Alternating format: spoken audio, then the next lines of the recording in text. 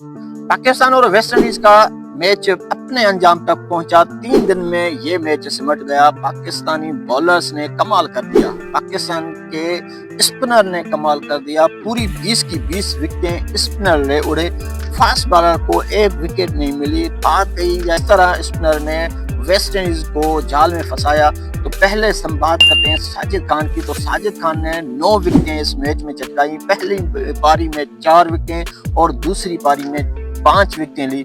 उसके अलावा उसके बाद नोमान की बात की जाए, नोमान अली की बात की जाए तो नोमान अली ने इस मैच में 6 विकेटें ली है। जी हाँ, इस मैच में 6 विकेटें। पहले उन्होंने 5 विकेटें ली पहली इनिंग में, और उसके बाद दूसरी इनिंग में उसने 1 विकेट लेकर दूसरे जो है ना टॉप विकेट टेकर बने।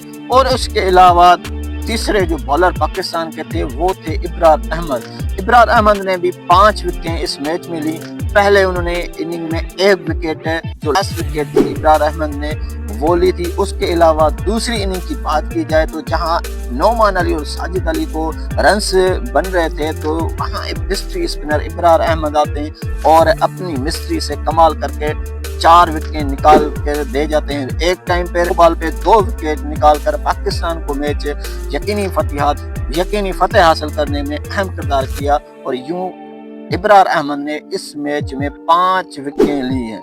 देखना दिलचस्प ये होगा कि पाकिस्तान अब दूसरा मैच भी इसी वेन्यू पे, इसी ग्राउंड पे खेलेगा।